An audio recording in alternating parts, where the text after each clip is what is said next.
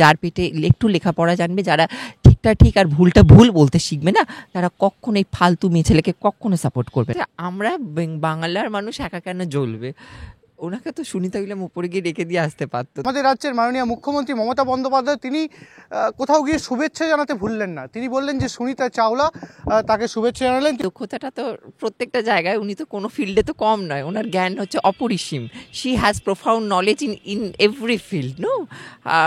এটা অবশ্যই উনি আছেন, কারণ একটা মুখ্যমন্ত্রী মানে তো সব কিছু, সেটা ভালো থাকা ভালো। কিন্তু আমার বক্তব্য হচ্ছে আমরা বাংলার মানুষ একা কেন জ্বলবে? ওনাকে তো সুনিতা উইলিয়াম উপরে গিয়ে রেখে দিয়ে আসতে পারতো, তাহলে তো আর একটু ভালো হতো। যদি উনাকে যদি ওই মানে আমরা তো শুধু মানে এখানকার বাংলার মানুষ কেন জ্বলবো, তার সাথে পুরো ওইখানে গোটা ভারত।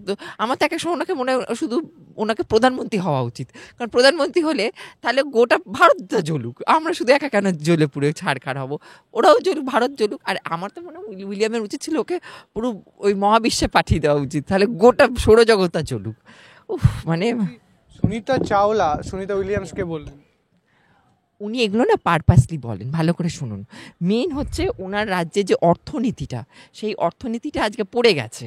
আজকে একজনও বেকারের চাকরি নেই, ঠিক আছে?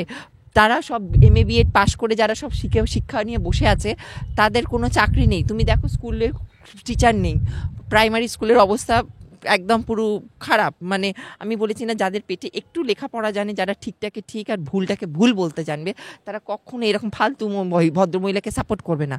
আজকে দেখো ওনার যে সমস্ত কুকীর্তি, ওনার যে বিভিন্ন মানি লন্ডারিং কেস, স্ক্যান্ডেল, এগুলো যাতে ধামাচাপা দেওয়া হয়, এই ধামাচাপাটা কীভাবে দেবে? ধামাচাপাটা দিতে গেলে তো এখন ওই জন্য উনি কনসিয়াসলি খুব সচেতনভাবে এই ধরনের স্টেটমেন্ট করে, যাতে কী হয়, মানুষের মাইন্ডটা ডাইভার্টেড করে দেওয়ার জন্য, যাতে মানুষ ওই দিকটা আর ফোকাস করবে না।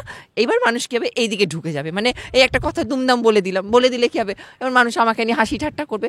উনি এইসব পারপাসলি করেন, এটা মানুষ বুঝে গেছে।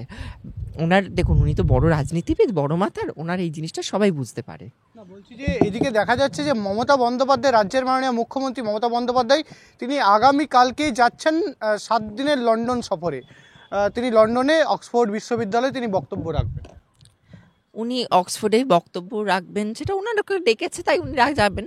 একটা কথা বলে, উনি ওনার মতো এত বড় মাপের মানুষ, সেখানে আমি আর কি বলবো? উনি তো মানে কি বলবো, যেমন সর্বরোগের ওষুধ যদি প্যানেশিয়া হয়ে থাকে, আর উনি সব কিছু মানে জানার যদি ভদ্রমহিলা হয়ে থাকে, উনি হচ্ছে ওমনিশিয়েন্ট। অ্যাকচুয়ালি ওনার ডেফিনেশন হচ্ছে ওমনিশিয়েন্ট, ওমনি প্রেজেন্ট, মানে যত কিছু হয়ে থাকে তার হচ্ছে উনি ভদ্রমহিলা।